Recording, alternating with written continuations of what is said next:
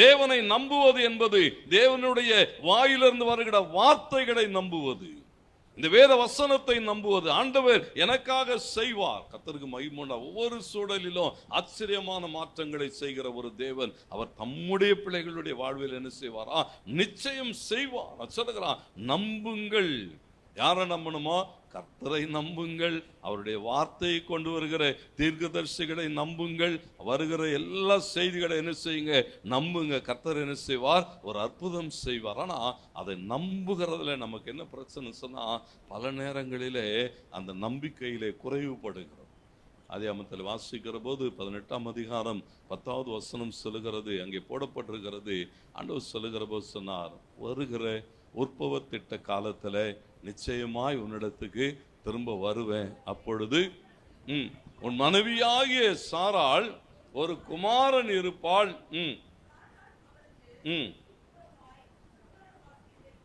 நல்லா கவனிங்க, நல்லா கவனிங்க. இந்த வேத பகுதிகள் என்னன்னு சொன்னா, தேவன் தம்முடைய ஜனங்களோடு கூட பேசுகிற போது, தேவர் தூதன் கர்த்தருக்கு மகிமை உண்டாகட்டும் ஆபிரகாமோடு கூட பேசி கொண்டு இருக்கிறார். தேவனுடைய வார்த்தை வருகிறது. அநேக நேரங்கள் எப்படிதான் சபையில கூட ஆண்டவர் என்ன செய்வார்னா, தம்முடைய பிள்ளைகளோடு கூட பேசி கொண்டு இருப்பார். சில காரியங்களை சொல்லி கொண்டு இருப்பார். தேவனுடைய தீர்க்க தரிசனங்கள் வெளிப்படும். அந்த வார்த்தைகள் எல்லாம் வருகிற போது சில ஆட்கள் என்ன செய்வாங்களா? அப்படியே உள்ள சிரிக்கும். உள்ள என்ன செய்யுமா?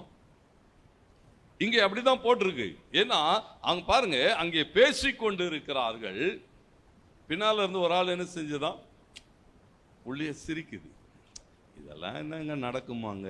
இதெல்லாம் நடக்குமா? உள்ளுக்குள்ளே என்னன்னா, பல நேரங்களில் பாருங்க, நாமளும் அப்படிதான். ஆராதனையில் உட்கார்ந்து இருக்கிறோம். ஆராதனையில் ஆவியானவர் அசைவாடுகிறார். ஆராதனையை நடத்துகிறவர் ஏதாகிலும் தேவனுடைய வார்த்தை சொல்லி ஆராதித்து கொண்டு இருந்தால் சில ஆட்கள் என்ன செய்யும்? உட்காந்து உள்ளே சிரிச்சுன்னு உட்கார்ந்து இருக்கும். உள்ள உட்காந்து என்ன செய்யும்? ஏன்னா அவங்களுக்கு என்ன இல்லைன்னு சொன்னா, அந்த தேவனுடைய வார்த்தையின் மேலே நம்பிக்கை இல்லை. வேதம் சொல்லுகிறது, நீ சிரிக்கிறதை தேவன் அறிந்திருக்கிறாரா? எதை அறிஞ்சிருக்கிறாரா? சாராள் பின்னால நின்றுதான் என்ன செய்தாளாம்? தன் உள்ளத்தில் நகைத்தாள்னு போட்டிருக்கு. வெளியரங்கமா கூட என்ன செய்யல, அப்படியே கிழக்குலாம் சிரிச்சில்லை, உள்ளதான் சிரிச்சாலாம். வசனம் சொல்லுது, கேட்கிறான். அதை கேட்ட தேவன் அவளோடு கூட பேசுகிற போது சொல்லுகிறான். அடுத்த வார்த்தை என்ன தெரியுமா சொல்றா? இல்ல இல்ல நான் சிரிக்கலன்னு சொன்ன. என்ன சொன்னாலும் அப்படிதான் போட்டிருக்கு. சொல்றான், நீ சிரிக்கிற அப்படின்னா, இல்ல நான் சிரிக்கல அப்படின்னு. பாருங்களேன், நம்முடைய வாழ்விலே தேவன் பாருங்க, அவருடைய வார்த்தை வருகிற போது என்ன எதிர்பார்க்கிறான்னு சொன்னா, நீ தேவனை நம்பியிரு. ஒரு வார்த்தை சொல்லப்படுகிறதா, ஒரு சத்தியம் வருகிறதா, தேவன் உன்னோடு கூட பேசுகிறாரா, அந்த வார்த்தை என்ன செய்ய வேண்டி இருக்கிறதா? அது யார் பேசினாலும், சபையிலிருந்து கர்த்தருடைய வார்த்தை வருகிறது என்று சொன்னால், அந்த வார்த்தை என்ன செய்ய, அது எனக்கானது என்று எடுத்துக்கொள்ளுகிற போது, அதே 21:1-2 வசனங்கள் சொல்லுகிறது, தேவன் சாராளுக்கு எதை சொன்னாரோ அதை செய்து முடித்தார் என்று எழுதப்பட்டிருக்கிறது. ஆண்டவருக்கு மகிமை உண்டாகட்டும். ஏன் சொன்னா, தேவனுடைய வார்த்தை வருகிற போது நாம் என்ன செய்ய வேண்டி இருக்கிறதா? அதை நம்பி. பல நேரங்கள் அப்படியே அசால்ட்டா என்ன செய்கிறோன்னு சொன்னா, இதெல்லாம் என்னங்க நம்புற மாதிரியா இருக்கு, இதெல்லாம் நடக்குமா? கர்த்தருக்கு மகிமை உண்டாகட்டும். கர்த்தர் வானத்திலிருந்து மதகுகளை திறந்தாலும் என்ன செய்ய முடியாது, இந்த பஞ்சத்தை மாற்ற முடியாது என்று சொன்னவன் செத்து போனா, சொல்லாத அமைதியா இருந்தவன்லாம் என்ன செய்தானா?